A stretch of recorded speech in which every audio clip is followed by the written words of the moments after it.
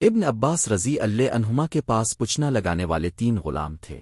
ان میں سے 2 ابن عباس اور ان کے اہل و عیال کے لیے غلہ حاصل کرتے تھے، اور ایک غلام ان کو اور ان کے اہل و عیال کو پوچھنا لگاتا تھا۔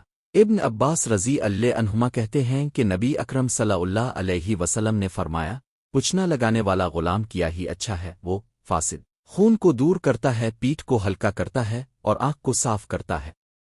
اب صلی اللہ علیہ وسلم معراج میں فرشتوں کی جس جماعت کے پاس سے گزرے انہوں نے یہ ضرور کہا کہ تم پوچھنا ضرور لگوا۔ اب نے فرمایا، تمہارے پوچھنا لگوانے کا سب سے بہتر دن مہینہ کی 17ویں، 19ویں اور 21ویں تاریخ ہے۔ اب صلی اللہ علیہ وسلم نے مزید فرمایا، سب سے بہتر علاج جسے تم اپناؤ وہ ناک میں ڈالنے کی دوا، منہ کے ایک طرف سے ڈالی جانے والی دوا پوچھنا اور دست آور دوا ہے۔ رسول اللہ صلی اللہ علیہ وسلم کے منہ میں عباس اور صحابہ کرام نے دوا ڈالی۔ رسول اللہ صلی اللہ علیہ وسلم نے پوچھا، میرے منہ میں کس نے دوا ڈالی ہے؟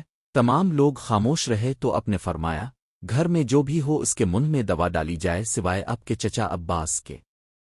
راوی عبد کہتے ہیں، نظر نے کہا، لدوت سے مراد وجور ہے، حلق میں ڈالنے کی ایک دوا ہے۔ امام ترمذی کہتے ہیں، یہ حدیث حسن غریب ہے، ہم اسے صرف عباد منصور ہی کی روایت سے جانتے ہیں۔ 2 اس باب میں عائشہ رضی اللہ عنہا سے بھی روایت ہے۔